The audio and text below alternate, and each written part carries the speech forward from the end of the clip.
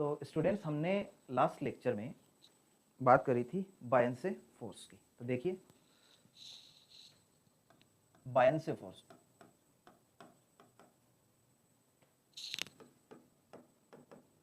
आज हम इसका एनालिसिस करेंगे कि ये किस तरीके से एक्ट करेगा, फिर इसके क्वेश्चंस ट्राई करेंगे।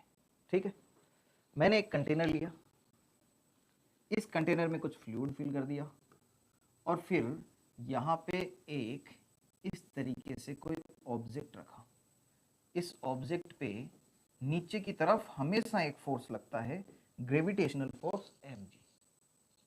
जैसे जैसे ये ऑब्जेक्ट नीचे की तरफ में बढ़ाता हूं, वैसे वैसे इस पॉइंट के और इस पॉइंट के बीच में लगने वाला प्रेशर डिफरेंस डेल्टा पी बढ़ता जाता है। और डेल्टा पी बढ़ता जाता है तो यहां पर एक फोर्स लगता रहता है, उसे बोलते हैं buoyancy force. Due to pressure difference एक फोर्स लगता है जिसे अपन बोलते हैं बायनसे फोर्स। ठीक है, अगर density of object is greater then density of liquid, अगर इस ऑब्जेक्ट की डेंसिटी ज्यादा है, इस ऑब्जेक्ट की डेंसिटी ज्यादा है, तो उस केस में क्या होगा, एफ बी इक्वल्स टू होता है rho of liquid into ji into volume displaced, ये होता है। अगर ये कंटेनर पूरा, ये वाला जो बॉक्स है, ये पूरा का पूरा इसके अंदर डिप कर जाए तो भी ये मैक्सिमम वॉल्यूम डिस्प्लेस कितना कर सकता है, वी डी की मैक्सिमम वैल्यू कितनी हो सकती है, वी के बराबर हो सकती है, जो इसका वॉल्यूम है। ठीक है, तो अगर मैं कहूं कि इस बॉक्स पे लगने वाला मैक्सिमम बायनसे फोर्स कितना हो सकता है, तो एफ बी मैक्सिमम कितना हो सकता है, एफ बी मैक्सिमम हो सकता है रो एल इंटू जी इंटू वी। ये मैक्सिमम अचीव कर सकते हैं।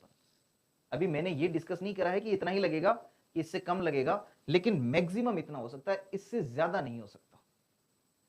ठीक है, चलिए अगर mg की बात करूं तो mg कितना होता है, mg इक्वल्स टू, mg तो फिक्स है, कांस्टेंट है, ग्रेविटेशनल फोर्स है, किसी भी कंडीशन में चेंज नहीं हो रहा है। तो mg की वैल्यू होती है m, मास क्या होता है, rho of object into V of object into G, ये होती है mg की वैल्यू। और ये तो कांस्टेंट है, ये चीज तो क्या है, कांस्टेंट। तो अब यहां से समझते हैं कि यहां पे इस वाले में रो एल आ रहा है और इस वाले में रो ओ आ रहा है। इसका मतलब नीचे की तरफ लगने वाला फोर्स mg जो इसे नीचे खींच रहा है, उसमें रो ऑब्जेक्ट आ रहा है, और ऊपर की तरफ वाले में एफ बी मैक्सिमम जो बता रहा हूं वो कितना है, रो एल इंटू जी इंटू वी, और ये है रो ओ इंटू जी इंटू वी। तो यहां से एक चीज देख सकते हैं अपन कि भाई if rho O is greater than rho L, rho O की वैल्यू ज्यादा है, ग्रेटर देन रो एल, तो यहां पे mg की वैल्यू ज्यादा हो जाएगी then F B maximum. Buoyancy force जो अपन मैक्सिमम अचीव कर सकते हैं उससे भी ज्यादा रहेगा mg, और ये अगर ज्यादा होगा तो इट विल सिंक। ये हमने पहले पढ़ रखा है कि ये वाला सिंक कर जाएगा, फ्लोट नहीं कर पाएगा। दूसरा केस देखता हूं, if rho O equals to rho L, rho object किसके बराबर है, रो एल के बराबर है, तो mg जो होगा वो किसके इक्वल हो जाएगा, एफ बी मैक्सिमम के। मैक्सिमम का मतलब है कि ये वाला ऑब्जेक्ट जब पूरा का पूरा डिप कर जाएगा, ये वाला ऑब्जेक्ट जब पूरा का पूरा डिप कर जाएगा तो पूरा का पूरा वॉल्यूम इसके इन है, इसका डिस्प्लेस्ड जो वॉल्यूम है वो किसके बराबर हो जाएगा, इसके वॉल्यूम के बराबर हो जाएगा, और उस कंडीशन में लगने वाला फोर्स एफ बी मैक्सिमम होगा। इसके बाद तुम नीचे ले जाते जाओ, वॉल्यूम डिस्प्लेसमेंट इंक्रीज नहीं हो सकता, इसलिए एफ बी की वैल्यू मैक्सिमम यहां तक होगी। ठीक है, मैंने कहा if R rho O equals to है रो एल, ऑब्जेक्ट की डेंसिटी लिक्विड की डेंसिटी के बराबर है, तो क्या होगा, इस कंडीशन में रो एल और रो ओ इक्वल्स टू है, तो मैं कह सकता हूं कि mg will be equals to F B maximum, F B maximum के बराबर होगा। और मैक्सिमम के बराबर होगा तो मैं कह सकता हूं कि मैक्सिमम वाली कंडीशन तो ये है, इस कंडीशन पे आके एफ बी मैक्सिमम और mg इक्वल हो जाएंगे, यहां पे आके ये रुक जाएगा, इससे ज्यादा नीचे नहीं जाएगा। ठीक है, और third condition, if rho L is greater than rho O, liquid की डेंसिटी ज्यादा है, तो यहां पे F B maximum, buoyancy force का जो मैक्सिमम अमाउंट है वो ग्रेटर देन हो जाएगा mg। mg में क्या है, रो ओ है, और इसमें क्या है, रो एल है, तो रो एल अगर ज्यादा हुआ तो भाई एफ बी मैक्सिमम की वैल्यू एम जी से ज्यादा हो जाएगी। इसका मतलब इस सिचुएशन पे जब मैं देखूंगा तो इस सिचुएशन पे एम जी कम होगा, एफ बी मैक्सिमम ज्यादा होगा, तो ये यहाँ पे बैलेंस होगा क्या, ये यहां पर नहीं ठहरेगा, इसको वापस ऊपर जाना पड़ेगा और किसी भी एक सिचुएशन में ये फ्लोट करने लग जाएगा। ठीक है, तो पहली वाली condition rho object is greater than rho L, sink कर जाएगा। दूसरे वाली कंडीशन में यहां पे आके रुक जाएगा, और तीसरे वाली कंडीशन में हो सकता है यहां पे रुक जाए, थोड़ा नीचे रुक जाए, थोड़ा ऊपर रुक जाए। ये डिपेंड करता है कि रो एल और रो ओ का क्या रिलेशन है। ये वाली चीज क्लियर होगी। अब अगर मुझसे पूछा जाए, एक क्वेश्चन देखते हैं कि if rho L equals to rho O, ये दोनों इक्वल है, तो इस कंडीशन में हम एनालिसिस करते हैं कि क्या क्या पॉसिबिलिटीज है और किस तरीके से बायन्सी फोर्स वर्क करेगा। सबसे पहले मैं यहां पे एक सिचुएशन बनाता हूं, ये वाली ऑब्जेक्ट को मैंने इस तरीके से लाके यहां पे रखा, इस जगह पे इस पे नीचे की तरफ तो mg फोर्स लग रहा है और ऊपर की तरफ एफ बी इक्वल्स टू कितना है, 0 है। इस सिचुएशन की बात है, क्योंकि ये सरफेस से बिल्कुल जस्ट टच में है, लेकिन यहां से इन नहीं करा, इसका मतलब प्रेशर का कोई डिफरेंस नहीं हुआ है, बायन्सी फोर्स कुछ भी नहीं लगेगा, इसने डिस्प्लेस भी नहीं किया किसी फ्लूइड को। अब धीरे धीरे इसको मैं नीचे लेके आता हूं, बिल्कुल स्मूथली, इसको मैंने पकड़ भी रखा है, बैलेंस की कंडीशन में है। जैसे जैसे मैं नीचे आऊंगा mg की वैल्यू तो कांस्टेंट है, एफ बी की वैल्यू बढ़ने लग जाएगी, एफ बी की वैल्यू इंक्रीज होने लग जाएगी। ठीक है, अगर मैं इसको होल्ड करके लेके आ रहा हूं, मैं इसको छोड़ नहीं रहा हूं, इसको होल्ड करके लेके आ रहा हूं, धीरे धीरे धीरे धीरे धीरे धीरे, जैसे ही मैं इस सिचुएशन पे पहुंचूंगा, जैसे ही सिचुएशन पे पहुंचूंगा, mg नीचे की तरफ है, एफ बी ऊपर की तरफ है, और इस सिचुएशन पे अब दोनों का अमाउंट कैसा हो गया है, इक्वल हो गया है। यहां पे इस जगह पे F B equals to M G हो गया है, और अब net force on system, net force equals to 0 है इस पे एक्टिव, और नेट फोर्स 0 है, तो ये इक्विलिब्रियम की कंडीशन में आ जाएगा। कौन सी कंडीशन में आ जाएगा, ये इक्विलिब्रियम में आ गया भाई साहब। क्या होता अगर मैं इसको पकड़ के नहीं अचानक से छोड़ देता, क्या होता अगर मैं इसको अचानक से छोड़ देता, तो वो सिचुएशन अब अपन देखते हैं। ये फिर से मैंने फ्लूइड लिया, यहां पे एक ब्लॉक ये लिया है और इसको अभी यहां पे टच कर रखा है। अब मैं यहां से इसको छोड़ने वाला हूं, नीचे की तरफ कितना फोर्स लग रहा है, mg, ऊपर की तरफ कितना फोर्स लग रहा है, fb इक्वल्स टू 0। mg तो कांस्टेंट है, मुझे ये चीज समझ में आ गई कि mg कांस्टेंट है, लेकिन mg का अमाउंट यहां पे ज्यादा है, fb की वैल्यू 0 है। यहां पर आते आते दोनों बराबर हो जाते हैं, लेकिन यहां से इस सिचुएशन तक आने में किसका रोल रहता है, mg का। mg इसे नीचे की तरफ खींच रहा है। अगर मैं यहां पे छोड़ दूं तो नेट फोर्स किधर की तरफ है, एफ नेट किधर की तरफ है, डाउनवर्ड है, एफ नेट डाउनवर्ड है, तो नीचे की तरफ चलना स्टार्ट हो जाएगा। कुछ देर बाद ये हो सकता है यहां पहुंचेगा, यहां पहुंचेगा तो भी mg is greater then fb, still mg is greater then fb। अभी भी नेट फोर्स किधर की तरफ है, डाउनवर्ड है, तो क्या डाउनवर्ड तरफ पे कोई एक्सेलरेशन होगा, डेफिनेटली। फोर्स नीचे की तरफ है नेट फोर्स, तो इस पे एक्सेलरेशन लग रहा है। जब ये यहां पे आ जाएगा, यहां पे आने के बाद में नीचे की तरफ mg, ऊपर की तरफ fb, और इस कंडीशन में mg इक्वल्स टू हो जाएगा fb।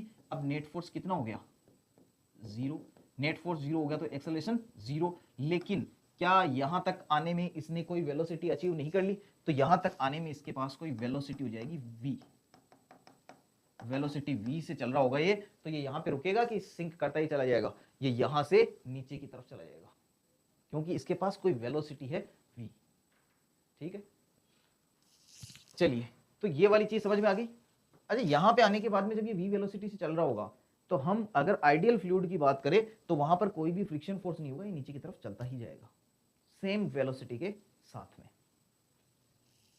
इसी में एक अपन एग्जांपल ये भी ऐड कर सकते हैं कि भाई अगर किसी कंटेनर में मैंने एक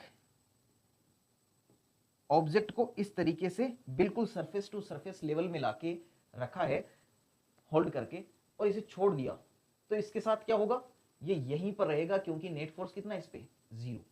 अगर मैं इसको थोड़ा सा पुश करके डीप डाउन होल्ड करके छोड़ दूं तो क्या होगा, यहां तक मैंने इसको पुश किया और यहां पे होल्ड करके छोड़ दिया, तो यहां पे अब इस पे ऊपर की तरफ लगने वाला फोर्स कितना है, FB, और नीचे की तरफ लगने वाला फोर्स क्या है, mg। यहां पर नीचे की तरफ लगने वाला फोर्स कितना था, mg, ऊपर की तरफ लगने वाला फोर्स कितना था, FB। इन दोनों सिचुएशन में क्या एफ बी में कोई भी चेंज है क्या? वाटर डिस्प्लेस्ड या फ्लूइड डिस्प्लेस्ड कितना है? इस वाले में और इस वाले में सेम ही तो है, पूरा डूबा हुआ था, यहाँ पे भी पूरा डूबा हुआ, और नीचे चला जाएगा तो भी कोई फर्क नहीं पड़ेगा। तो एफ बी दोनों का इक्वल होगा, एम जी भी दोनों का इक्वल है, तो यहाँ पर भी एफ नेट कितना है? 0 है, और ये वाली चीज यहीं पर रुक जाएगी। तो अगर मैं इस ऑब्जेक्ट को थोड़ा सा पुश करके छोड़ देता हूं तो ये यहाँ पे रुक जाएगा, कहीं और ले जाके रख दूंगा और वहां पे छोड़ दूंगा तो वहां रुक जाएगा। तो जब डेंसिटी सेम होगी तो वाटर फ्लूइड के अंदर किसी भी ऑब्जेक्ट को तुम जहां ले जाके छोड़ोगे वो वहीं पे रुक जाएगा। कंडीशन ये है कि पूरा का पूरा मर्ज्ड होना चाहिए, ऐसा नहीं कि बाहर की तरफ है। यहां पे इस कंडीशन में छोड़ूंगा तो mg ज्यादा है, fb कम है, और ये जब यहां पे तक आएगा तब इसके पास कुछ ना कुछ वेलोसिटी हो जाएगी, इसकी वजह से ये रुकेगा नहीं। क्या ये एनालिसिस समझ में आया क्या? चलिए आगे बढ़ते हैं। नेक्स्ट पॉइंट है अपना height of object floating in fluid. एक ऑब्जेक्ट है जो फ्लोट कर रहा है, मुझे इसकी हाइट पता करनी है कि कितनी बाहर है कितनी अंदर है। चलिए देखते हैं। एक कंटेनर लिया मैंने इस तरीके से, इस कंटेनर में ऐसे फ्लूइड है, और मैंने एक ऑब्जेक्ट को यहां से लेके यहां तक इस तरीके से रख दिया। इस पे नीचे की तरफ लगने वाला फोर्स कितना होगा? mg। ऊपर की तरफ लगने वाला फोर्स कितना होगा? fb। यही होगा। इस लिक्विड की डेंसिटी कितनी है? Rho L. इस ऑब्जेक्ट की डेंसिटी कितनी है? रो ओ। इसकी हाइट में ले लेता हूं h। इसकी टोटल हाइट कितनी है? h। और ये डिप जो हाइट है वो है h डेस। डिप हाइट कितनी है? h डेस। और इसका एरिया ऑफ क्रॉस सेक्शन ले लेते हैं a। क्लियर है? अगर मुझसे पूछा जाए कि एफ बी की वैल्यू क्या होती है, एफ बी इक्वल टू होता है rho liquid into ji into V displaced, volume of fluid displaced, ये होता है एफ बी। और एम जी जो है, या एफ जी लिख देता हूं मैं इसको, gravitational force F G equal to M G होता है, एम का मतलब है rho of object into volume of object into G. ये दो फोर्सेज यहां पे एक्टिवेट है, इसे अपन एफ जी बोल देते हैं। ये दो फोर्स एक्टिवेटेड है। यहां पे होगा क्या, किसी भी सिचुएशन में अगर ये फ्लोट कर रहा है तो यहां पर लगने वाला नेट फोर्स कितना होगा? 0। In case of floating F net equal to कितना है? 0। तो definitely F B buoyancy force equal to हो जाएगा एफ जी के। अगर मैं कहूं कि बायन्से फोर्स कितना है, तो बायन्से फोर्स हो जाएगा rho L into ji into V D equals to F G कितना होगा? Rho object into V into G. यही दो है। अब यहां पे अगर मैं कहूं कि भाई V D water displaced of fluid कितना होगा, अब ये तो सिर्फ इतना ही सिंक करा है, इतना सिंक करा है, तो सिर्फ इतना वॉल्यूम इसने डिस्प्लेस करा है, इतना वॉल्यूम डिस्प्लेस करा है, तो ये वाला वॉल्यूम कितना हो जाएगा? यहां पे मैं लिख सकता हूं वी डी इक्वस टू हो जाएगा एच डेस इंटू ए, एच डेस इंटू ए। ये किसकी वैल्यू है? वी डी की। और ऑब्जेक्ट का टोटल वॉल्यूम कितना है? वी ओ इक्वस टू, ये वी ओ है, वी ओ इक्वस टू हो जाएगा टोटल हाइट एच इंटू ए। ये दोनों की वैल्यूज है, मैं यहां पे पुट कर देता हूं। तो रो एल इंटू जी इंटू वी डी की जगह लिखूंगा एच डेस into A equals to rho O into H into A, और साथ में आ जाएगा जी। जी से जी, ए से ए कैंसल, ये हो गया। और यहां से H dash upon H can be written as rho object upon rho liquid. ये अपने पास वैल्यूज आ गई है। अब अगर मैं यहां से इसको आगे बढ़ाऊं कैलकुलेशन को, तो एच डेस इक्वस टू हो जाएगा rho O upon rho L into H. ये ऑब्जेक्ट कितना डिप करके फ्लोट करने लगेगा? एच डेस। और एच डेस की वैल्यू कितनी हो जाएगी? Rho O upon rho L into H. अगर यहां मुझसे ये पूछा जाए कि कितना बाहर रहेगा, कितना बाहर रहेगा, तो इसे मैं बोल देता हूं एच आउट इक्वस टू हो जाएगा एच माइनस एच डेस, और ये आ जाएगा एच माइनस एच डेस की जगह क्या लिख सकते हैं? Rho O upon rho L into H. H को अगर मैं कॉमन ले लेता हूं तो ये हो जाएगा rho L minus rho O upon में रो एल। ये एच आउट है। आपको अगर एक सिचुएशन आती है तो दूसरी सिचुएशन पता करने में कोई बड़ी बात नहीं है। ये वाली बात क्लियर हो गई। तो इस पे क्वेश्चन कर लेते हैं। देखिए, ये एनालिसिस ऑफ हाइट है ऑफ ऑब्जेक्ट फ्लोटिंग, ठीक है ना। कंडीशंस अपन ने देख ली और ये चीज है। चलिए इसी के ऊपर एक अपन क्वेश्चन करते हैं कि if density of an object is 750 kg per meter cube is 750 kg per meter cube and it is floating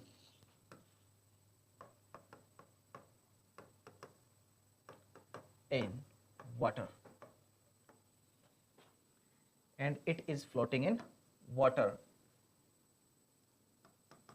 if object is cylindrical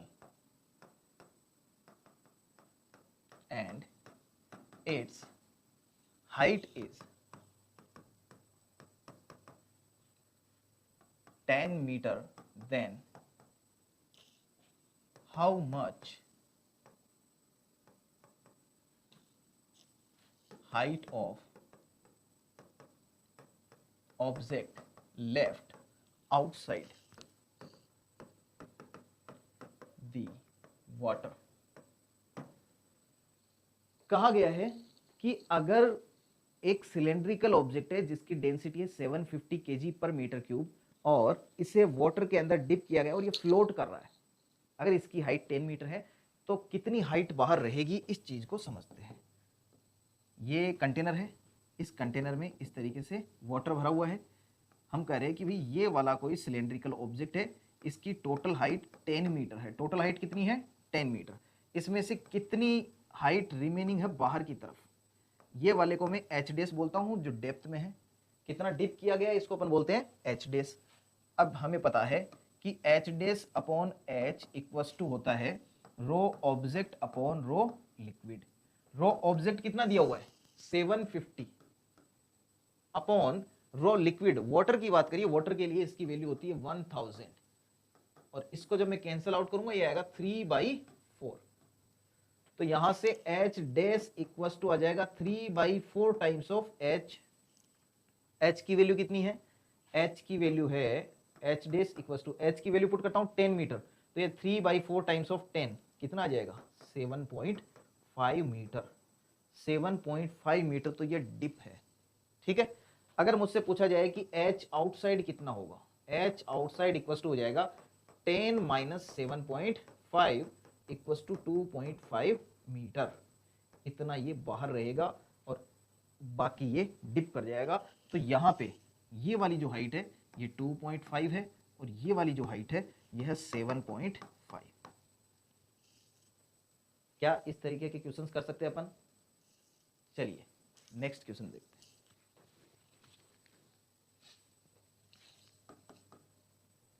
अगर मैं ऐसा कहूं कि एक कंटेनर है, इस कंटेनर में फ्लूइड रखा हुआ है, ठीक है, और इस फ्लूइड में एक कोई ऑब्जेक्ट है जो इस तरीके से फ्लोट कर रहा है।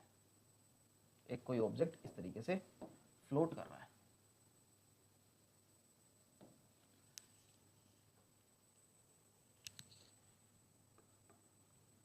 इसका मास 10 kg है। इसका मास कितना है? 10 kg और इसकी डेंसिटी है 500 kg per metre cube. Object की डेंसिटी है वो है 500 kg पर मीटर क्यूब। इसका एरिया A है और इसकी जो हाइट है वो 10 मीटर है। हाइट कितनी है इसकी? 10 मीटर।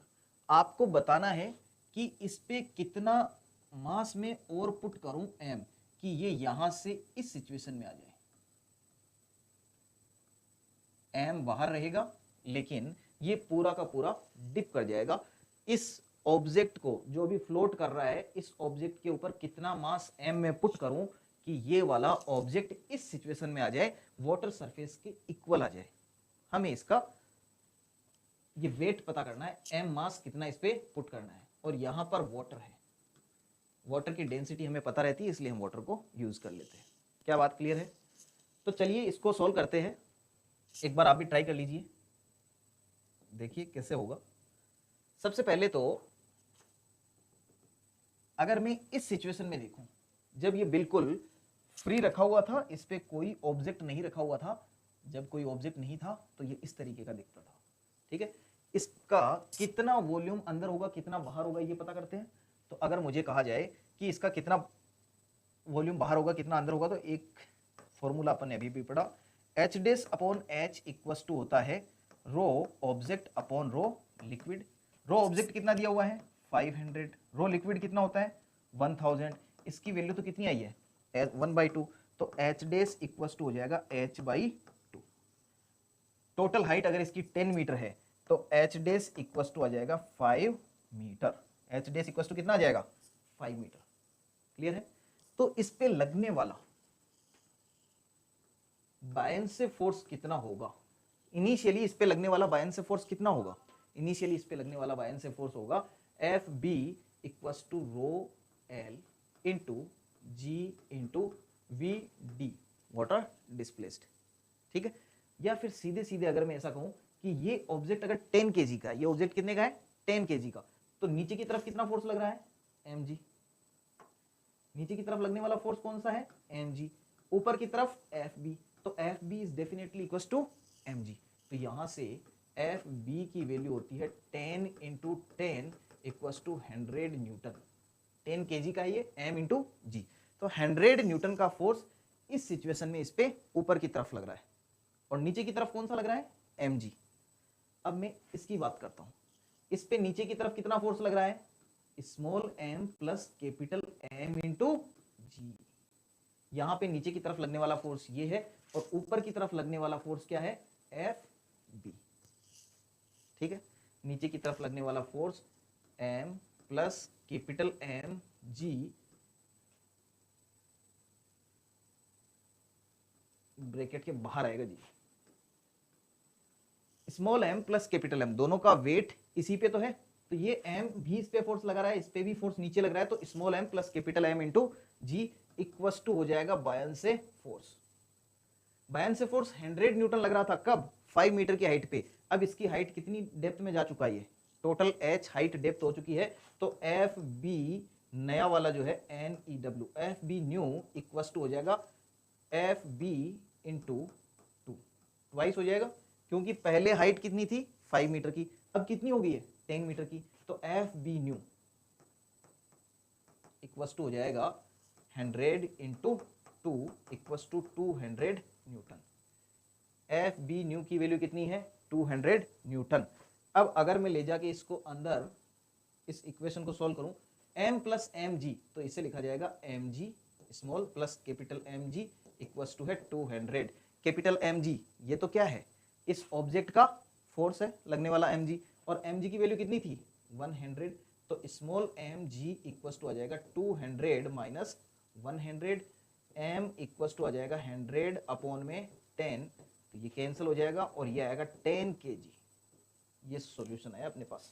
इसका मतलब ये हुआ कि भाई अगर आप इस सिचुएशन में हैं, अगर आप इस सिचुएशन में हैं 10 kg का ब्लॉक है 10 मीटर का है, लेकिन अभी 5 ही डिप हुआ है, तो इस पे लगने वाला बायन्से फोर्स 100 न्यूटन का है। अगर आप इतना ही और डिप कर देंगे तो जितना वॉल्यूम पहले था उतना ही वॉल्यूम और डिस्प्लेस कर दिया, तो लगने वाला बायन्से फोर्स हो जाएगा 200 न्यूटन। और अब की बार नीचे की तरफ लगने वाला फोर्स mg क्या होगा small m plus capital M into G. Small m है मास जो अपन ने पुट किया है, कैपिटल M ये वाला है, ये कैपिटल M है।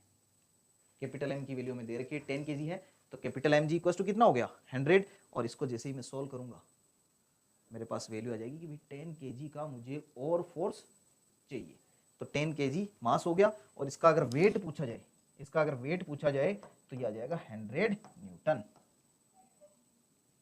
कर सकते हैं भाई इस तरीके से। चलिए नेक्स्ट देखते हैं।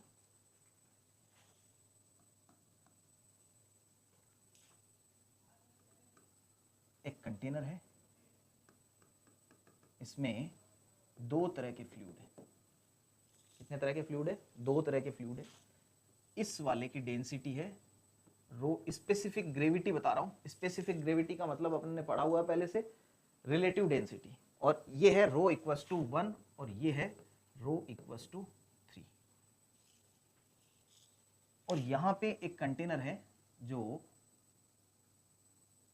इस तरीके से डिप कर रखा अपन ने दोनों में। इसकी डेंसिटी, स्पेसिफिक ग्रेविटी इसकी है रो इक्वल्स टू 2। ठीक है, हमें ये पता करना है कि भाई ये कितना डिप करेगा इसके अंदर। इसकी लेंथ ले लेता हूं मैं 20 सेंटीमीटर, ये वाली गहराई है 10 सेंटीमीटर, और ये x आपको पता करनी है कि भाई x कितनी होगी। क्या क्वेश्चन समझ में आ रहा है क्या? एक ऑब्जेक्ट है, सिलेंड्रिकल ऑब्जेक्ट है या क्यूबिकल हो सकता है, किसी भी तरह का हो सकता है। ये एरिया अपन यूनिफॉर्म लेते हैं नॉर्मली ताकि हमें फोर्स कैलकुलेशन में आसानी रहे। ये भी चेंज हो सकता है, कोई बड़ी बात नहीं है। तो यहां पे अगर ये ऑब्जेक्ट है, इस ऑब्जेक्ट की डेंसिटी रो इक्वल्स टू 2 है। ऊपर वाले फ्लूइड की डेंसिटी कितनी है? रो इक्वल्स टू 1, और नीचे वाले फ्लूइड की डेंसिटी है रो इक्वल्स टू 3। ये दो तरह के फ्लूइड है। अब मैंने इस ऑब्जेक्ट को यहां से फ्री टू मूव कर दिया है, तो ये नीचे आएगा एक जगह पे, जहां पे भी बैलेंस होगा वहां पे अपन इसको रोक लेंगे। और यहां पे अपन देखेंगे कि अगर ये 20 सेंटीमीटर का है, 10 सेंटीमीटर तो इसमें डिप हो चुका है, ये इसमें कितना होगा ये पता करना है। ठीक है, तो देखिए इस पे नीचे की तरफ लगने वाला फोर्स क्या होगा? mg, सिंपल है। ऊपर की तरफ लगने वाला फोर्स कितना होगा? Fb। अब Fb जो है वो प्रेशर डिफरेंस की वजह से लगता है। किसकी वजह से लगता है? प्रेशर डिफरेंस की वजह से। तो यहां से लेके यहां तक प्रेशर इस वाले फ्लूइड की वजह से डिफरेंस होगा और आगे का इस वाले की वजह से। तो अगर मुझे Fb लिखना होगा तो मैं लिखूंगा Fb1 प्लस Fb2। हमें देखने में ऐसा लग रहा है कि सिर्फ यहां से बायन से फोर्स लगाने वाला फ्लूइड तो सिर्फ और सिर्फ ये है नीचे वाला, लेकिन एक्चुअल में इस पॉइंट के प्रेशर में, इस पॉइंट का जो प्रेशर है, इस प्रेशर में ऊपर वाले फ्लूइड का भी तो कंट्रीब्यूशन है। तो यहां पे मैं कह सकता हूं प्रेशर में कंट्रीब्यूशन जो है वो बोथ फ्लूइड्स का है, और प्रेशर डिफरेंस की वजह से बायन से फोर्स लगता है, तो दोनों की वजह से फोर्स लगेगा। ठीक है, जब ये यहां पे आके इक्विलिब्रियम की कंडीशन में होगा तो मैं कहूंगा mg equals to fb। fb में दो पार्ट्स आ जाएंगे, तो mg equals to fb1 plus fb2, यही होगा। m मास होता है rho of object into volume की जगह मैं लिख देता हूं एरिया इनटू हाइट h, और साथ में है g इक्वल्स टू fb1। पहले वाले का कितना फ्लूइड इसने डिस्प्लेस करा है? भाई इसका एरिया तो a है, एरिया तो कितना है a, और हाइट कितनी है 10 सेंटीमीटर। पहले वाले फ्लूइड की कितनी हाइट डिस्प्लेस करी है? इतने 10 सेंटीमीटर। तो 10 सेंटीमीटर यहां से लेके यहां तक है, तो 10, ये तो क्या हो गया वॉल्यूम यहां का, ठीक है, इनटू वॉल्यूम के साथ में क्या आएगा? Rho of liquid 1 into g plus इस वाले में तो ये x डेप्थ गया, x इंटू ए, और साथ में g into rho of liquid 2। क्या ये इक्वेशन बन जाती है? बायन से फोर्स 1, बायन से फोर्स 2, दोनों का सम करूंगा तो किसके बराबर आएगा? mg के। उसी कंडीशन में ये इक्विलिब्रियम में होगा। ये वाला तो 10 सेंटीमीटर हो गया, ये वाले का मुझे पता नहीं कि अभी कितना है।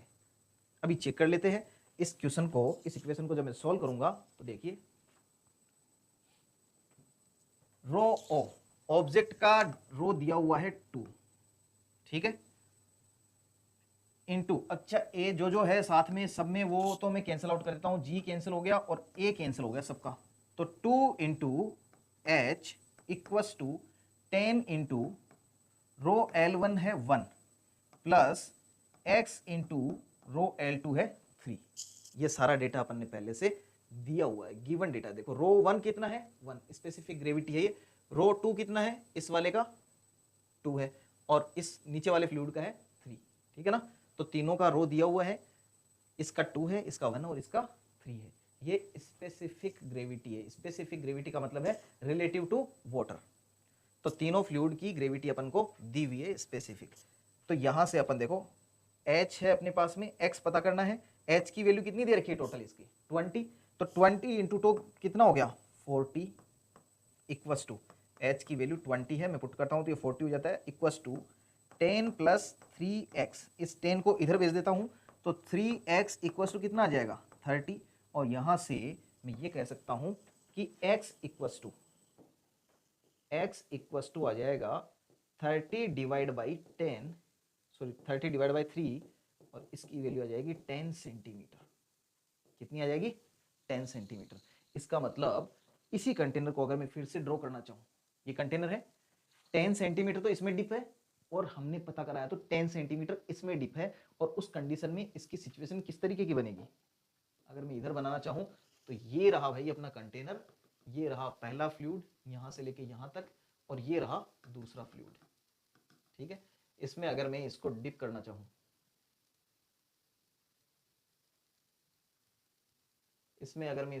चाहूं, तो यहां से स्टार्ट होगा, यहां से स्टार्ट होके ऐसे जाएगा यहां तक, ये वाली डेप्थ 10 सेंटीमीटर रहेगी, और ये वाली डेप्थ भी कितनी रहेगी 10 सेंटीमीटर, और ये सरफेस बिल्कुल टच में आएगी। इस तरह की सिचुएशन होगी। क्या बात क्लियर है? कैलकुलेट x, x अपन को पता करना है कि कितनी डेप्थ में ये जाएगा दूसरे वाले फ्लूइड में। इसे नोट कर लीजिए एक बार, ठीक है। चलिए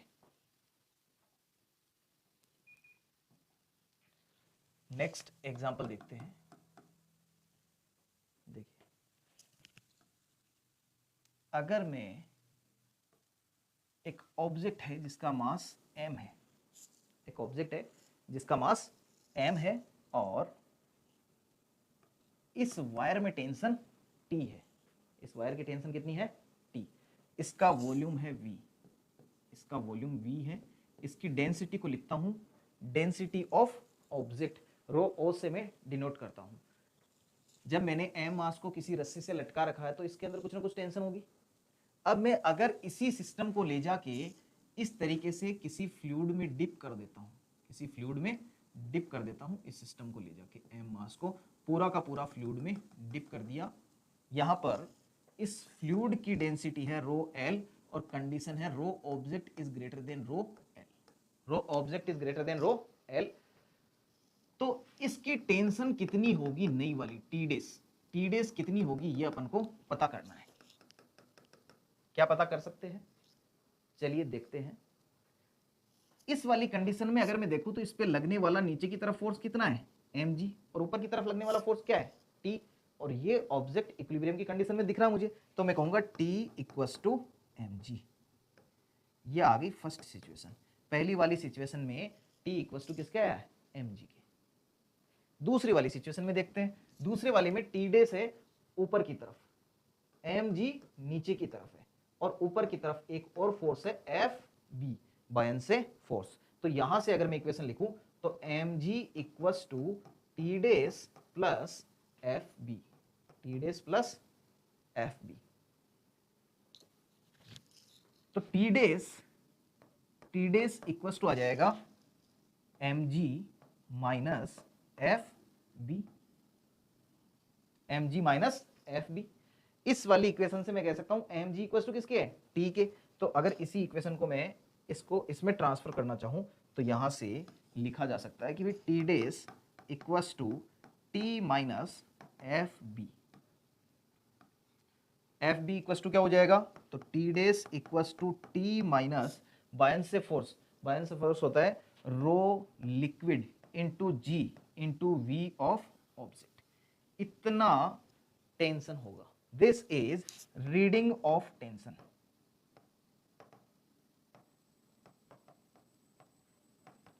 ये टेंशन की रीडिंग है, क्योंकि जैसे ही मैं इस ऑब्जेक्ट को फ्लूइड में डिप करूंगा, इस पे लगने वाला एक फोर्स होगा ऊपर की तरफ बायनसे फोर्स, वो क्या करेगा टेंशन को रिड्यूस कर देगा, ठीक है। तो इसकी रीडिंग में चेंज आ जाएगा। टेंशन की रीडिंग पहले टी थी, अब टी माइनस समथिंग आएगी, रो वी इंटू जी इंटू रो एल इंटू जी इंटू वी। क्लियर है? चलिए इसको एक बार नोट कर लीजिए आप। अगर मैं किसी ऑब्जेक्ट को जो रस्सी से लगा हुआ है जिसमें टेंशन टी है, इसे अगर मैं फ्लूइड में डिप कर दूं तो टेंशन इंक्रीज हो रही है कि डिक्रीज हो रही है? टेंशन पहले टी थी, उसमें से इतनी डिक्रीज हो गई है। चलिए देखते हैं।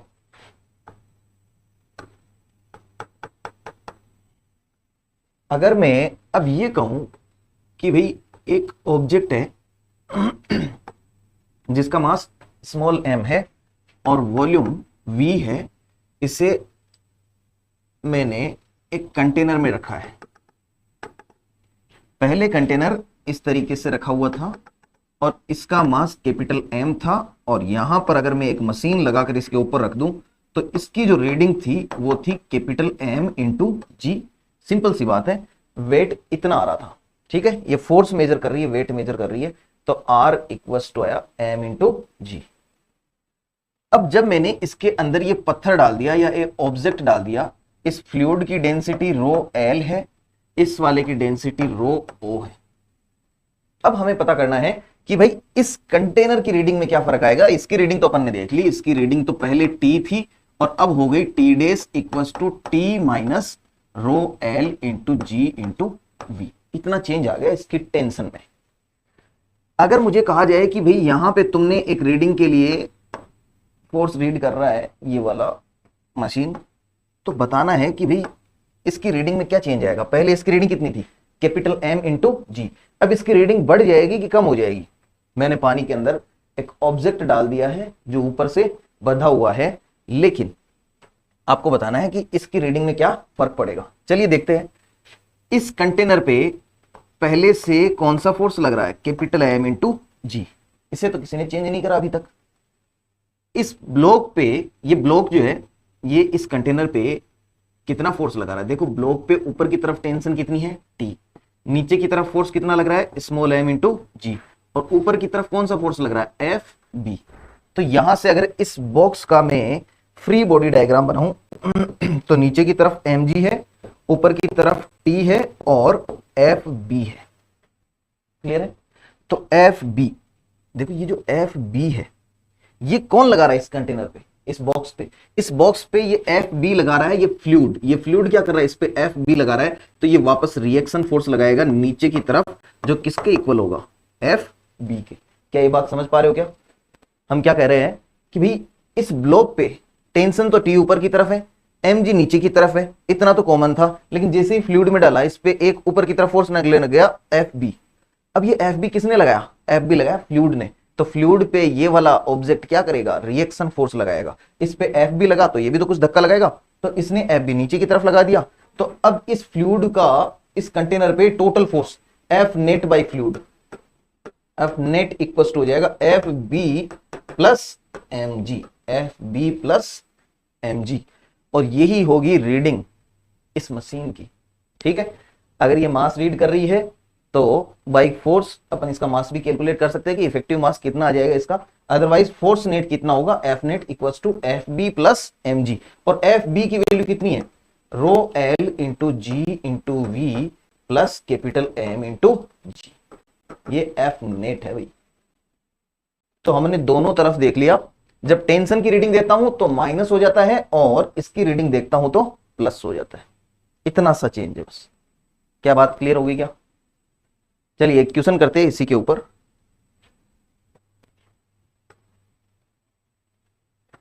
एक कंटेनर है जिसमें 10 लीटर वाटर भरा हुआ है, 10 लीटर वाटर भरा हुआ है, और यहां पर एक रस्सी से बांध के मैंने एक ऑब्जेक्ट को इसमें इन कर दिया है। इसकी डेंसिटी रो इक्वल्स टू है, स्पेसिफिक ग्रेविटी बता रहा हूं, रो इक्वल्स टू है 1.5। इस ऑब्जेक्ट की स्पेसिफिक ग्रेविटी है 1.5, ठीक है, और इसका वॉल्यूम जो है वो है 2 लीटर। वॉल्यूम है इसका 2 लीटर। आपको ये बताना है कि भाई इसकी वायर की टेंशन T डेस कितनी होगी, और यहां पर अगर मैं वेइंग मशीन लगा दूं तो उसका फोर्स कितना मेजरमेंट आएगा। फोर्स का मेजरमेंट देखना अपन को, तो एक बार ट्राई करो, ठीक है। चलिए देखते हैं कैसे करना है इसको। सबसे पहले तो अगर ये बाहर होता अगर ये सेटअप बाहर होता तो क्या होता, तो लगने वाली टेंशन नीचे की तरफ mg फोर्स होता, ऊपर की तरफ T होता, और T इक्वल्स टू mg होता। क्या ये बात क्लियर है? अब देखो m कितना होगा इसका, v 2 लीटर दिया हुआ है, रो 1.5 दिया हुआ है, तो density of object equals to हो जाएगा 1.5 into 10⁻³ kg per metre cube. तो रो ऑब्जेक्ट का कितना है, 1500 kg per metre cube. 2 litre है, 1 लीटर का मतलब होता है मैं ऐसा कह सकता हूं 1 मीटर क्यूब इक्वल्स टू होता है 1000 litre. 1 metre cube equals to होता है 1000 लीटर। और या इसे कह सकते हैं 1 litre equals to 1 metre cube upon में 1000। तो हमारे पास डेंसिटी है केजी पर मीटर क्यूब में, और 1 लीटर की वैल्यू कितनी होती है, 1 मीटर क्यूब अपॉन 1000। तो यहां पे मास इक्वल्स टू हो जाएगा रो इंटू वी। तो मास इक्वल्स टू हो जाएगा रो कितना है इसका 1500 इंटू वॉल्यूम कितना है 2 लीटर है, तो 2 इंटू 1 अपॉन 1000। 1000 से ये कैंसिल हो गया 1.5, और इसका मास आ गया 2 इंटू 1.5 3 kg। कितना आ गया 3 kg। अब ये सारी कैलकुलेशन को तुम इजी वे में भी कर सकते हो, लेकिन इनिशियली अपन को सिस्टमेटिक अप्रोच रखनी है। धीरे धीरे जब तुम्हें ये क्लियरिटी आ जाए कि स्पेसिफिक ग्रेविटी का मैं डायरेक्ट यूज कहां पे कर सकता हूं, तो वहां पे उसको डायरेक्ट यूज भी आप कर सकते हो। जैसे इसकी स्पेसिफिक ग्रेविटी 1 होती है, इसकी कितनी हो गई, इसकी है 1.5। 1 लीटर में वाटर कितना होता है 1 kg होता है तो 2 लीटर में ये कितना होगा, स्पेसिफिक ग्रेविटी से डायरेक्ट कंपेयर करके भी हम आइडिया लगा सकते हैं। लेकिन इनिशियली अपन को सिस्टमेटिक अप्रोच रखनी है। जब तुम्हें खुद को कॉन्फिडेंस आ जाए कि हाँ भाई ये काम अपन कर सकते हैं, तो ही इसको ट्राई करना है। अब यहां पे अगर मैं टेंशन पता करना चाहूं, तो टेंशन T इक्वल्स टू है mg, तो T की वैल्यू आ गई 30 न्यूटन। इनिशियली है, अभी मैंने इसको फ्लूइड में डिप नहीं करा है। और कंटेनर का वेट कितना आएगा, कैपिटल M इंटू जी, ये भी इनिशियली देख रहा हूं। तो वेट इक्वल्स टू आ जाएगा 10 लीटर में कितना होता है वाटर, 10 kg होता है, इंटू 10, तो W इक्वल्स टू 100 न्यूटन। इतनी बात तो हमको पता चली है कि ये तो पुराना हिसाब किताब है। मैं इस क्वेश्चन को पूरा ओपन करके देखना चाहता हूं। हम डायरेक्ट टू द पॉइंट भी जा सकते हैं, डायरेक्ट फॉर्मूला भी यूज कर सकते हैं, लेकिन इसको थोड़ा सा और अंडरस्टैंड कर ले अच्छे से। इसलिए देखिए, इस ऑब्जेक्ट को अब मैं इस कंटेनर में पुट कर रहा हूं। पुट करूंगा तो होने वाला क्या है, इस पे नीचे की तरफ लगने वाला फोर्स है mg, ऊपर की तरफ लगने वाला फोर्स है fb, और लगने वाला फोर्स है t। ठीक है। और इस वाले कंटेनर पे नीचे की तरफ लगने वाला फोर्स है mg, और नीचे की तरफ लगने वाला फोर्स है fb, और तो कोई इंटरेक्शन नहीं है। तो यहां से अगर मैं लिखना चाहूं इक्वेशन ऑफ t, तो अब नया इक्वेशन ऑफ t आ जाएगा, टी डेस बोल देता हूं इसको, टी डेस इक्वल टू आ जाएगा mg माइनस रो gv। और रो किसका है, लिक्विड का है, इसे कहते हैं बायन्से फोर्स। ठीक है। तो बायन्से फोर्स की वैल्यू मैंने रखी है, तो टी डेस इक्वल टू आ जाएगा mg, तो कितना है 30 माइनस रो l, ये है स्पेसिफिक ग्रेविटी इसकी कितनी है 1, इंटू जी कितना है 1 इंटू 10⁻³ इंटू जी है 10, इंटू इसका वॉल्यूम कितना है 10 लीटर। 10 लीटर का मतलब हो गया 10 अपॉन 10⁻³। तो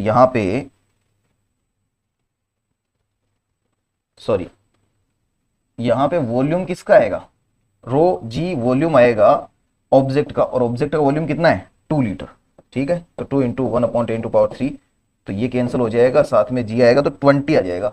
तो टी डेस की वैल्यू यहां पे कितनी आ जाएगी, T days equals to 30 minus 20, T days equals to आ गया 10। ये है नई टेंशन। स्ट्रिंग की टेंशन कितनी है टी डेस। अब सिमिलरली अगर मुझे वेट फाइंड करना हो, तो मैं सीधे सीधे भी कह सकता हूं कि भाई देखो, वेट जो होता है वो पहले mg था, लेकिन इसमें प्लस हो जाएगा fb। mg की वैल्यू तो पहले कितनी थी 100, प्लस fb की वैल्यू कितनी है यहाँ पे 20, तो वेट इक्वल्स टू आ जाएगा 120 Newton.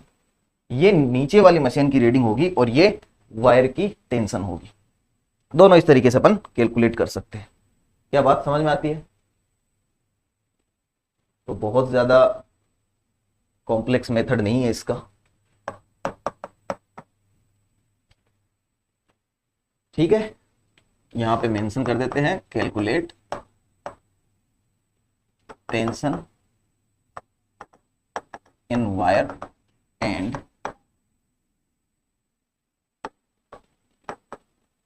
Weight of container. Container का वेट कितना होगा, ठीक है, इसे नोट कर लीजिए।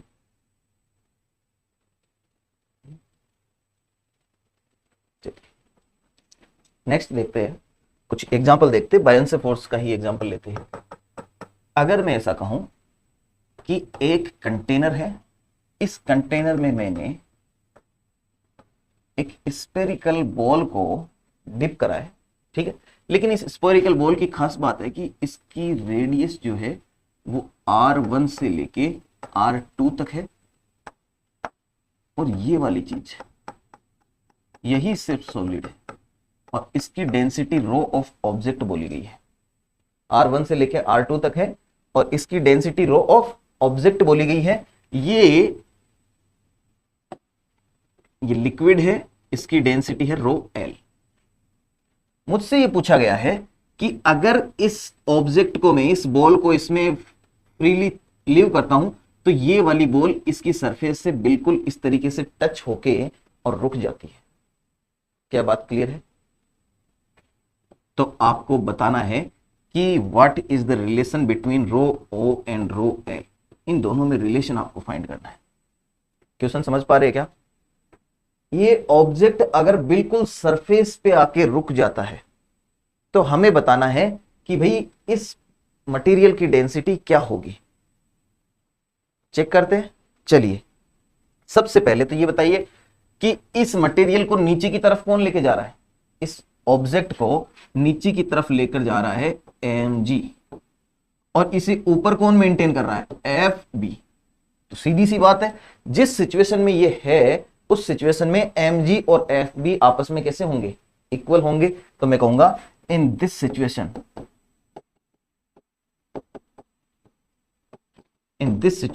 mg इक्वल्स टू होगा fb के।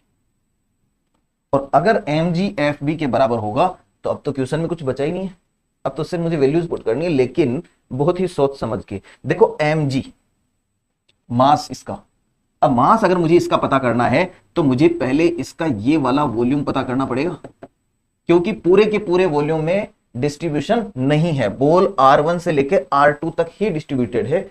तो पहले मैं क्या करूंगा? वॉल्यूम ऑफ ऑब्जेक्ट पता करूंगा। तो वॉल्यूम ऑफ ऑब्जेक्ट, इसमें कौन सा वॉल्यूम लेना मुझे? R2 से R1 वाला। तो 4/3 पाई R2 का क्यूब, 4/3 पाई R2 का क्यूब मतलब पूरी बॉल, और इस बॉल में से अगर मैं अंदर वाली बॉल माइनस कर दूं तो रिमेनिंग रह जाएगी। तो -4/3 पाई R1 का क्यूब, और ये वाला वॉल्यूम इक्वल टू हो जाएगा 4/3 पाई को कॉमन ले लेता हूं, R2 का क्यूब माइनस R1 का क्यूब।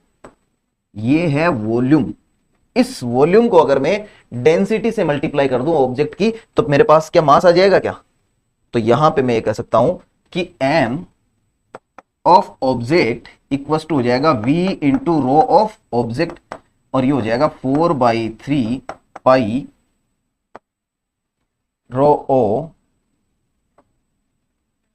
इंटू R2 का क्यूब माइनस R1 का क्यूब।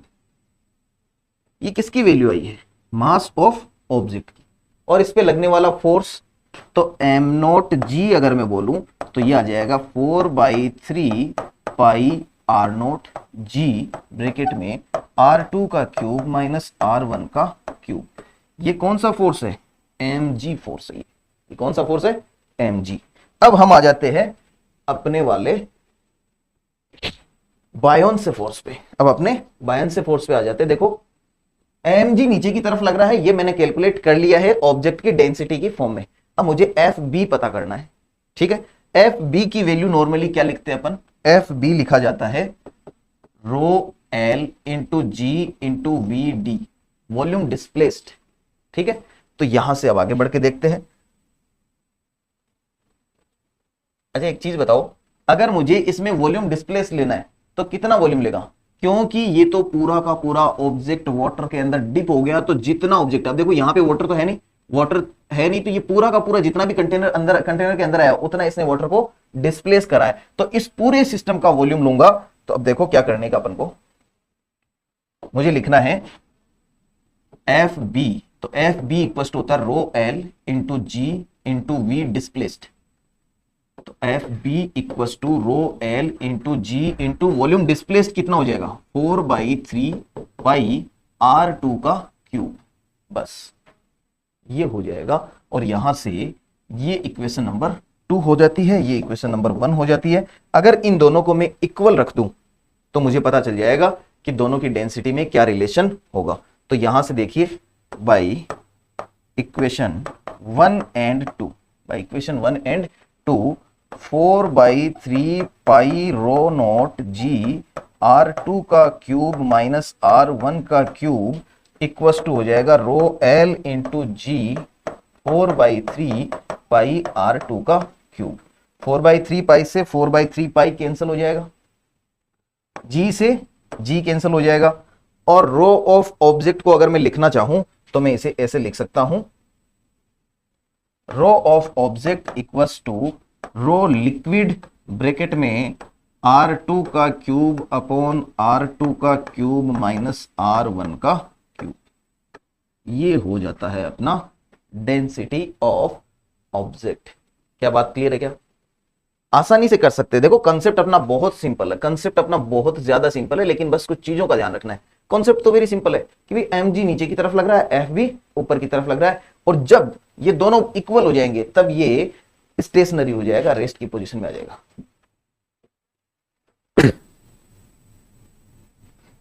हाँ, तो एफ बी ऊपर लग रहा है, एम जी नीचे लग रहा है, जब दोनों इक्वल हो जाएंगे तो ये रेस्ट की पोजीशन में होगा। एफ बी जो लगता है वो वॉल्यूम डिस्प्लेस्ड की वजह से लगता है, एम जी जो है वॉल्यूम जो भी है इसका सिर्फ जिसमें मटेरियल है उसके बारे में अपन बात करेंगे। तो ये दोनों कंडीशंस अपन अप्लाई कर देते हैं और अपने पास ये सॉल्यूशन आ जाता है। इसे एक बार नोट कर लीजिए। क्या है भाई,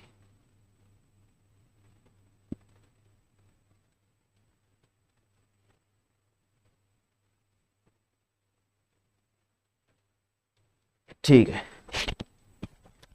चलिए आगे बढ़ते हैं। नेक्स्ट टॉपिक उठाते हैं अपन पास्कल्स लॉ। ठीक है,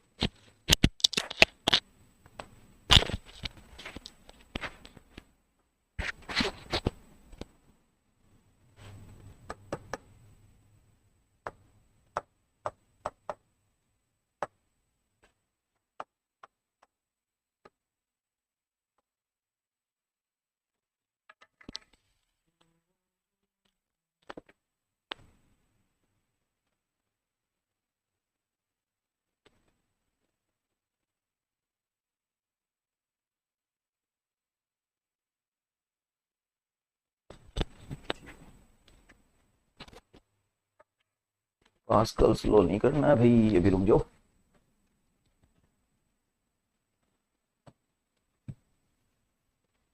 चलिए नेक्स्ट देखिए, अपना पॉइंट है वाटर लेवल। वाटर लेवल को अपन अंडरस्टैंड करने वाले, वाटर लेवल या फ्लूइड लेवल कह सकते हो तुम, फ्लूइड लेवल, दोनों में से कुछ भी लिख सकते हैं।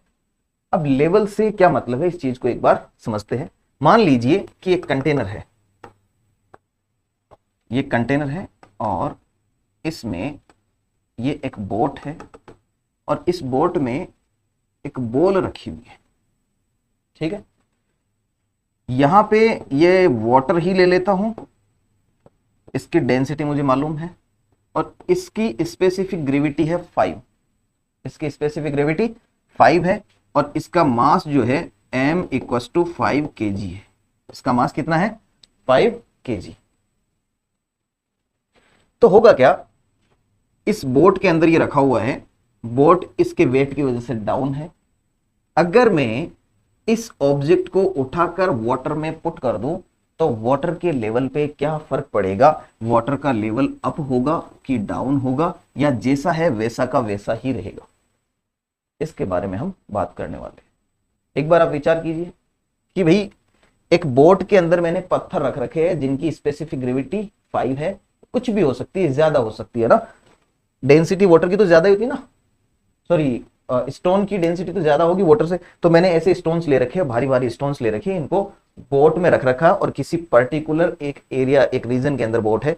तो अगर मैं बोट में से पत्थर निकालकर पानी में डिप करना स्टार्ट कर दूं तो ये बताना है कि इसका लेवल ऊपर जाएगा कि नीचे जाएगा।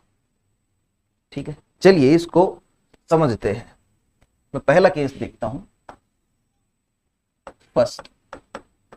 फर्स्ट कंडीशन में क्या है, फर्स्ट कंडीशन में इस स्पेसिफिक ग्रेविटी वाले का मास कितना है, 5 kg। इसका मास कितना है, 5 kg। 5 kg मास की वजह से इस पे फोर्स किधर की तरफ लग रहा है, नीचे की तरफ लग रहा है, mg। और ये फोर्स किस पे लगा रहा है, ये तो बोट पे लगा रहा है, ये फोर्स तो किस पे लगा रहा है, बोट पे लगा रहा है। अगर बोट का मास बहुत कम मान लो तो तुम्हें ऐसा कुछ देखने को मिलेगा कि भी बोट का मास अगर बहुत कम है तो वाटर पे बोट कैसी दिखनी चाहिए थी, ऐसी दिखनी चाहिए थी। Mass of boat is almost कितना है, 0। अंडरस्टैंड करने के लिए अपन बोट का मास ऑलमोस्ट कितना रख देते हैं, 0। अगर ऑलमोस्ट 0 है तो वाटर डिस्प्लेस तो होगा ही नहीं, mg नीचे की तरफ 0 होगा, fb ऊपर की तरफ 0 होगा। अब मैंने इसके अंदर जैसे ही पत्थर रखा, जैसे ही ये पत्थर मैंने रखा, पत्थर रखते ही अब इस पे नीचे की तरफ कितना फोर्स लग रहा है, mg। कितना फोर्स लग रहा है, mg। और ऊपर की तरफ कितना फोर्स लग रहा है, fb। और मुझे पता है कि mg इक्वल्स टू fb जब हो जाता है तब ये वाला ऑब्जेक्ट जो है ये स्टेशनरी कंडीशन में आ जाएगा, फ्लोट करने की सिचुएशन में आ जाएगा। और कुछ देर बाद में देखूंगा कि ये वाला कंटेनर जो है इस पे बोट इस तरीके से दिख रही है और ये अपना बॉल है। तो यहां से बोट ने इतना फ्लूइड डिस्प्लेस करा है, इतना फ्लूइड डिस्प्लेस करा है, वॉल्यूम ऑफ फ्लूइड डिस्प्लेस्ड इतना है। ठीक है, और ये डिस्प्लेस्ड फ्लूइड जो होगा इसकी वजह से लगने वाला बायन्से फोर्स किसके बराबर होगा, mg के बराबर होगा। तो अगर मैं यहां पे लिखना चाहूं डायरेक्ट इस कैलकुलेशन के अकॉर्डिंग तो mg तो कितना है, 5 इंटू g कितना है, 10। ये तो हो गया mg इक्वल्स टू fb होता है rho of liquid into g into v। तो मुझे पता करना है कि वॉल्यूम कितना डिस्प्लेस करा है, ये वॉल्यूम डिस्प्लेस पता करना है मेरे को। ये दोनों तो इक्वल होंगे, तो 50 इक्वल्स टू रो एल की वैल्यू कितनी है, स्पेसिफिक ग्रेविटी 1 है, इंटू जी की वैल्यू कितनी है, 10 है, इंटू ये v है, और यहां से इसको कैंसिल कर दूं तो v डिस्प्लेस्ड है, और v डिस्प्लेस की वैल्यू कितनी आई है, 5। v डिस्प्लेस्ड की वैल्यू कितनी आई है, 5। अगर मैं यहां से इस बॉल का वॉल्यूम पता करूं, volume of ball, volume of ball actual में कितना है, mass upon density equals to क्या होता है, वॉल्यूम। तो वॉल्यूम इक्वल्स टू हो जाएगा मास कितना है, 5 अपॉन डेंसिटी कितनी है, 5। तो ये आ जाएगा 1 लीटर। इसका वॉल्यूम कितना है, 1 लीटर। और यहां पर इसने डिस्प्लेस कितना करा है, 5 लीटर। क्योंकि 5 kg के ब्लॉक को सपोर्ट करने के लिए बायन्से फोर्स को 5 लीटर वाटर डिस्प्लेस करना पड़ेगा। और ये ऑब्जेक्ट अभी बोट के अंदर है, बोट का वॉल्यूम बहुत ज्यादा है, तो यहां से इस पे नीचे की तरफ mg लगेगा, लेकिन बोट ज्यादा वाटर डिस्प्लेस करेगी। नीचे की तरफ mg लग रहा है, बोट वाटर डिस्प्लेस ज्यादा कर रही है, तो ऊपर एक बायन्से फोर्स अचीव होगा और उस कंडीशन में ये फ्लोट करता रहेगा। और इसने कितना वाटर डिस्प्लेस किया है, 5 लीटर।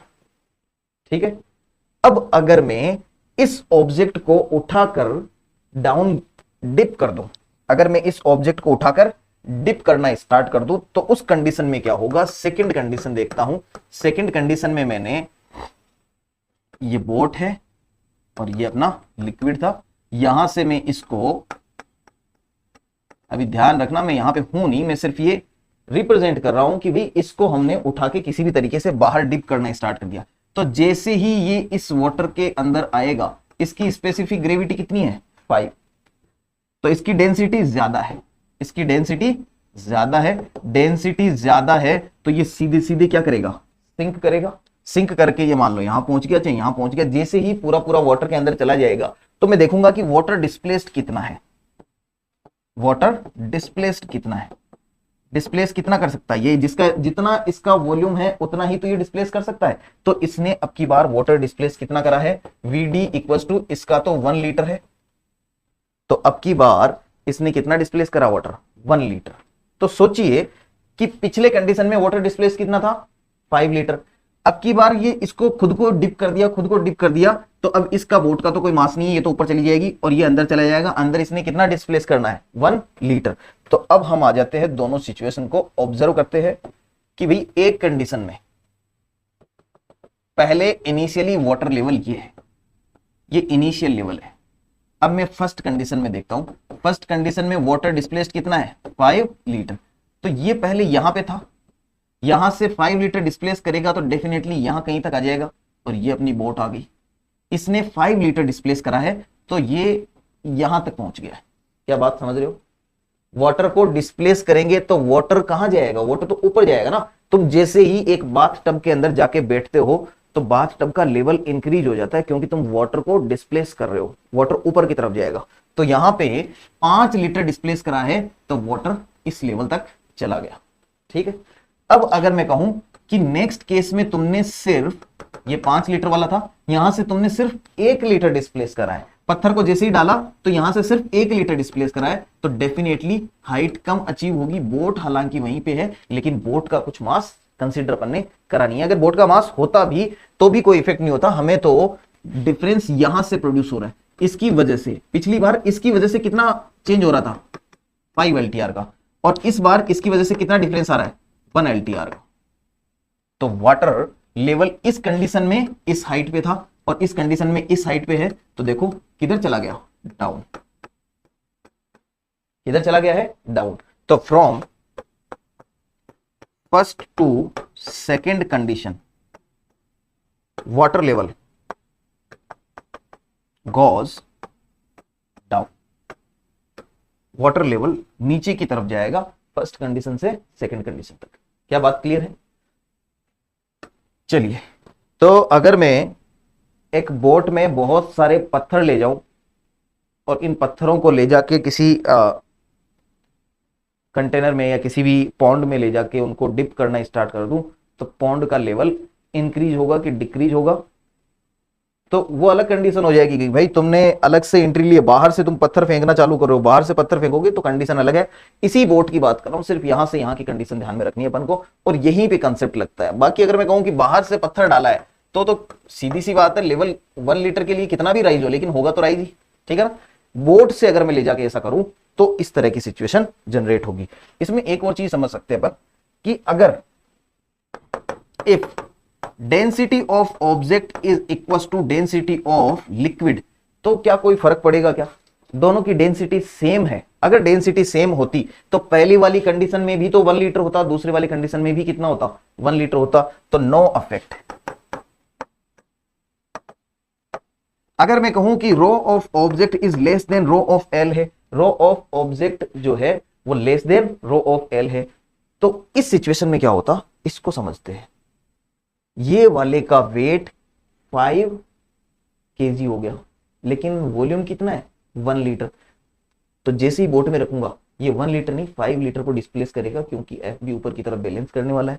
अगर मैं कह दूं कि इसकी डेंसिटी तो भाई कम है, इसकी डेंसिटी 1 से भी, इसकी स्पेसिफिक ग्रेविटी 1 से भी कम है, तो इसकी डेंसिटी कम है, तो ये इनिशियली जितना वाटर डिस्प्लेस करेगा, और जब मैं यहां पे पुट करूंगा तो भी ये डूब थोड़ी जाएगा, इस वाली कंडीशन में भी ये क्या करेगा, फ्लोट करेगा। और वाटर डिस्प्लेस्ड एफ बी की, एफ बी देखो अभी भी सेम है, और इस वाली कंडीशन में भी क्या था, एफ बी सेम था। लेकिन इन दोनों कंडीशन में, पिछली वाली कंडीशन में, इस वाली कंडीशन में देखो एफ बी यहां पे ज्यादा था, यहां पे कम था। और इस कंडीशन में अगर मैं कहूं कि रो ऑब्जेक्ट का कम है, लिक्विड का ज्यादा है, तो पहले भी फ्लोट करना था, बाद में भी फ्लोट करना था, इनिशियली भी एफ बी जो था उतना ही फाइनल एफ बी होगा, तो एफ बी में कोई चेंज नहीं आएगा, तो वॉल्यूम डिस्प्लेस्ड में भी कोई चेंज नहीं आएगा। तो सिर्फ एक कंडीशन है जिसमें ये अफेक्ट होता है, rho object is great less than rho L है तो भी कोई अफेक्ट नहीं होगा, मैं कहूंगा नो अफेक्ट। अब rho object is greater than rho L है तो ही सिर्फ ये कॉन्सेप्ट लगेगा। आगे चलते हैं। चलिए एक बार इसको लिख लीजिए, क्या ही करें इसमें। हाँ, वाटर लेवल या फ्लूइड लेवल, हमने एक बोट ली है, उसमें पत्थर रखा है और हम ये जानना चाहते हैं कि वाटर लेवल अप होगा कि डाउन होगा। तो कंसेप्ट देखिए क्या है। पहले फर्स्ट कंडीशन में ये बोट हवा में थी, लेकिन जैसे ही पत्थर रखा ये नीचे आ गई और इसने इतना वाटर डिस्प्लेस करा। वाटर डिस्प्लेस कैसे पता करेंगे? फोर्स, बायन से फोर्स से पता करेंगे। बायन से फोर्स से मैंने वाटर डिस्प्लेस को पता करा है। इसके बाद सेकंड कंडीशन लेता हूं, ठीक है। वॉल्यूम ऑफ वॉल एक्चुअल में कितना है? 1 लीटर, लेकिन इसने डिस्प्लेस कितना कराया? 5 लीटर। किसकी वजह से? बोट की वजह से, बोट के रीजन की वजह से। सेकंड कंडीशन में क्या होता है? जैसे ही मैं इसको बाहर पुट करूंगा तो अब ये बोट तो हवा में आ गई, बोट तो अगेन हवा में आ गई, और ये सिर्फ ये अंदर रहा है। इसने कितना वाटर डिस्प्लेस करा है? इसने डिस्प्लेस करा है 1 लीटर, ठीक है। दोनों कंडीशंस अपन ने ऑब्जर्व करी और तीनों डिफरेंट डेंसिटी सिचुएशन के लिए अपन ने इसको लिखा है, ठीक है। चलिए आगे बढ़ते हैं।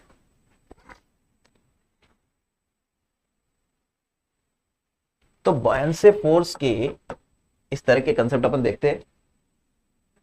अब हम देखते हैं कि अगर एक रोड है, उसे मैं हिंज कर दूं कंटेनर के अंदर, hinged rod in a container, या इसको हेडिंग को ऐसे लिख लेता हूं, बायन्से फोर्स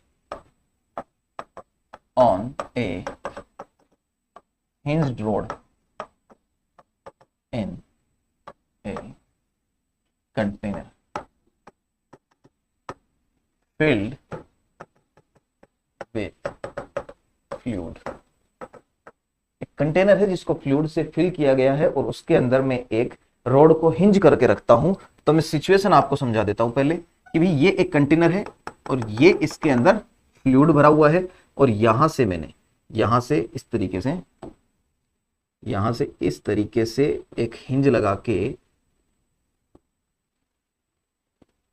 इस रॉड को ऐसे लगा रखा है, जिसकी लेंथ L है।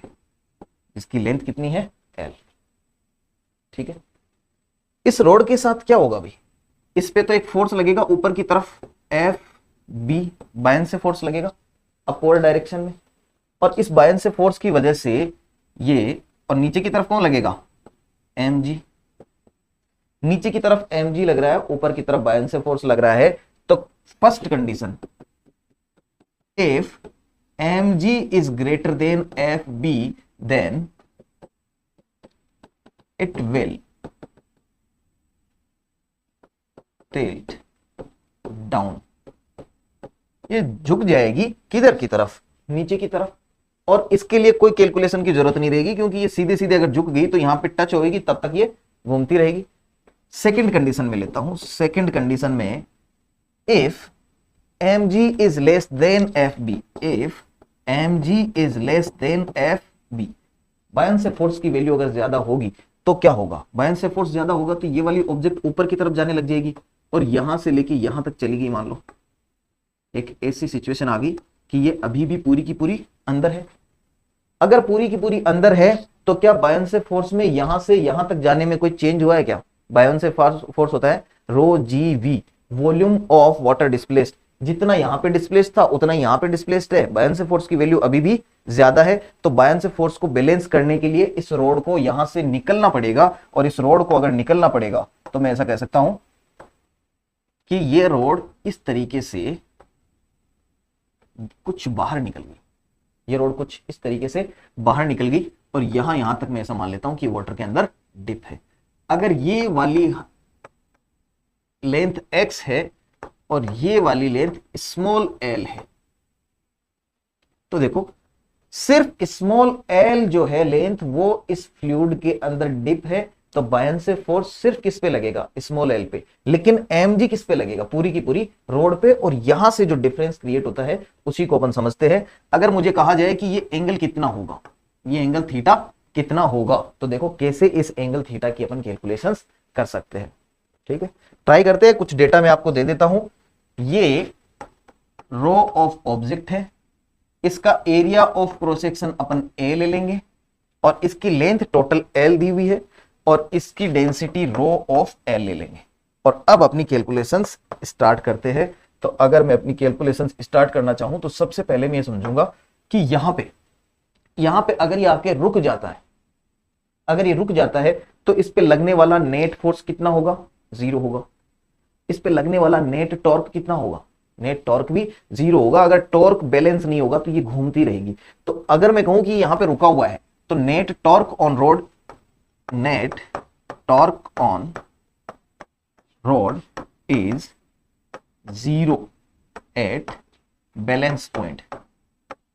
जब ये बैलेंस पॉइंट पे है तो नेट टॉर्क कितना है, 0 है। तो अब मैं फोर्सेस को बैलेंस करके देख लेता हूं कौन कौन से फोर्स लग रहे हैं, कितने कितने लग रहे हैं। ये एक लाइन ड्रॉ कर रहा हूं, ये अपना रोड है। इस रोड पे यहां से लेके यहां तक एल लेंथ अगर है तो इस एल लेंथ की वजह से नीचे की तरफ, सॉरी ऊपर की तरफ कौन सा फोर्स लग रहा है, बायन फोर्स। और ये एल के कहां लगेगा, सेंटर में। तो यहां से मैं कह देता हूं स्मॉल एल बाई 2 पे ये फोर्स लग रहा है बायन से फोर्स। तो बायन से फोर्स की वैल्यू कितनी लिखी जा सकती है, एफ बी इक्वल टू होता है rho G we water displaced. रो तो लिक्विड का है, इंटू जी कॉमन हो गया, और वी वाटर डिस्प्लेस्ड। इसकी लेंथ स्मॉल एल है और इसका area of cross section A है, तो इसे लिख दूंगा स्मॉल एल इंटू ए। ये एफ बी है बायन से फोर्स। ये किधर की तरफ है, अपवर्ड डायरेक्शन में। कितनी लेंथ पे लग रहा है, एल बाई 2 पे। इस तरीके से ये एंगल थीटा है तो ये एंगल भी कितना होगा, थीटा ही होगा। अब मैं एमजी की बात करता हूं। एमजी तो यहां कहीं पे लग रहा होगा और वो किधर लग रहा है, नीचे की तरफ। एमजी किधर की तरफ लग रहा है, नीचे की तरफ। तो अगर मुझसे पूछा जाए कि भाई एमजी की वैल्यू क्या होगी, तो मैं कहूंगा एमजी इक्वल्स टू, इस रोड का मास अगर मुझे पता करना है तो रो ऑफ ऑब्जेक्ट इनटू इसका वॉल्यूम कितना हो जाएगा, total length into area of cross section. ये वॉल्यूम हो गया और साथ में ये तो एम हो गया और साथ में लिख दिया जी। ये फोर्स लग रहा है किधर की तरफ, डाउनवर्ड डायरेक्शन में। तो इसकी वजह से तो एंटी क्लॉकवाइज टॉर्क आएगा, इसकी वजह से क्लॉकवाइज टॉर्क आएगा। और नेट टॉर्क कैसा होना चाहिए, बैलेंस होना चाहिए। तो दोनों की परपेंडिकुलर लेंथ देख लेता हूं। एम जी कहां पे लग रहा है, कैपिटल एल बाई 2, ये थीटा है तो कॉस थीटा। कितने पे लग रहा है, capital L by 2 cos theta. और ये वाला जो है ये कहां पर लग रहा है, small L by 2 cos theta. तो इसकी जो लेंथ आएगी इसे लिख देता हूं small L by 2 cos theta. क्या ये दोनों बातें क्लियर होगी क्या। अब मैं टॉर्क बैलेंस करके देखता हूं। टॉर्क को अगर ट्राई करें तो टॉर्क सबसे पहले मैं देखता हूं क्लॉकवाइज। क्लॉकवाइज किसकी वजह से लग रहा है, एमजी की वजह से। एमजी की वैल्यू कितनी है, rho O into L into A into G. ये तो एमजी है, लग कितनी डिस्टेंस पे रहा है, एल बाई 2 कॉस थीटा पे। ये टॉर्क क्लॉकवाइज है। टॉर्क एंटी क्लॉकवाइज अगर मैं देखूं तो torque anticlockwise equals to, anticlockwise किसकी वजह से, एफ बी की वजह से। एफ बी की वैल्यू कितनी है, rho L into ji into small L into A, और साथ में है small L by 2 cos theta. क्या बात क्लियर है। तो ये क्लॉकवाइज है, ये एंटी क्लॉकवाइज। अब देखिए मुझे कॉस थीटा पता करना है, मुझे क्या पता करना है, कॉस थीटा। तो यहां से सबसे पहले तो इस एल की value in terms of capital L and X पता कर देता हूं। तो in terms of L and X, small L equals to क्या होता है, एल माइनस एक्स। एक बार ऊपर जाके देख लो भाई, ये टोटल लेंथ एल है और इस वाली लेंथ को अपन ने एक्स बोला था, तो ये वाली स्मॉल एल की वैल्यू कितनी हो जाएगी, L minus x.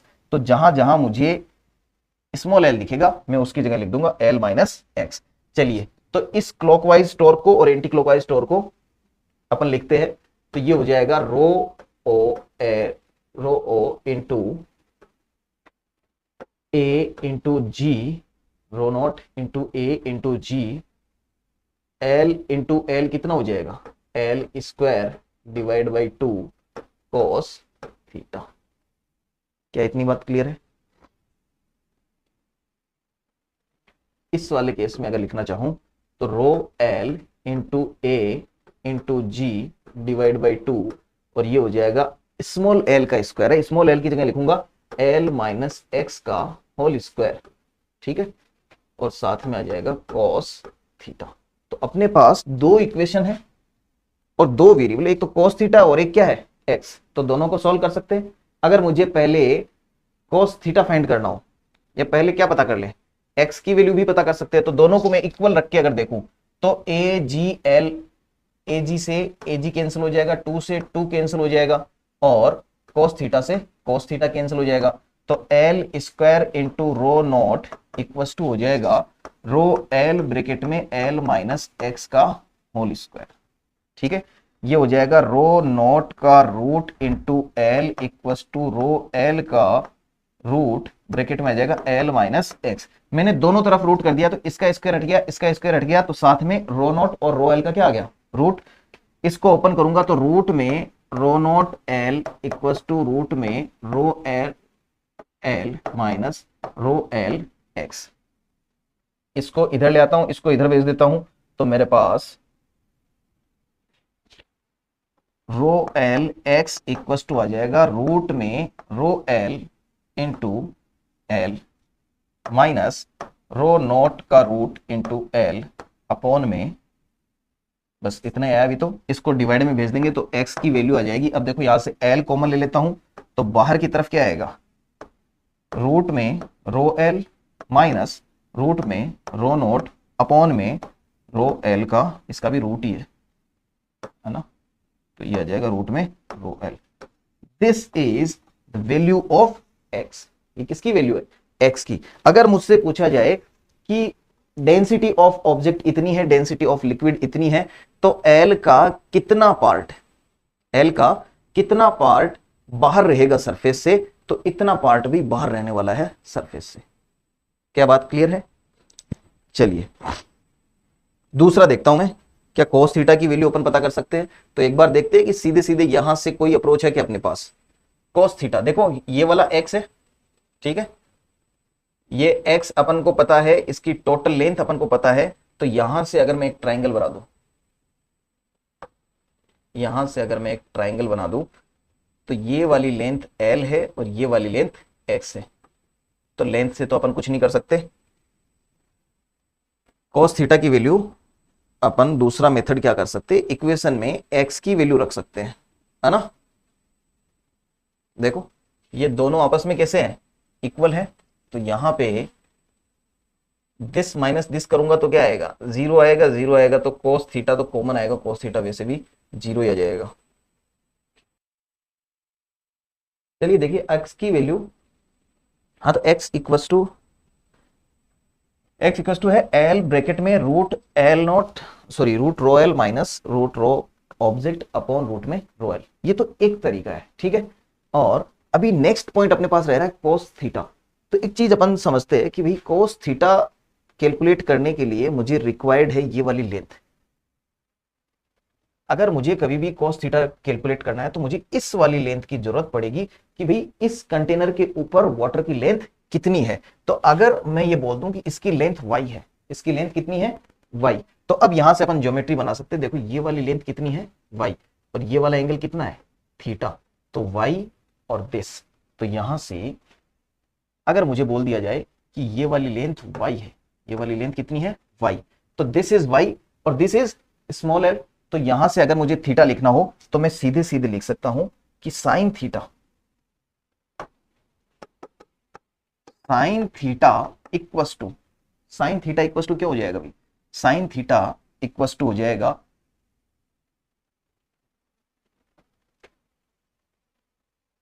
y perpendicular upon hypotenuse, perpendicular upon hypotenuse.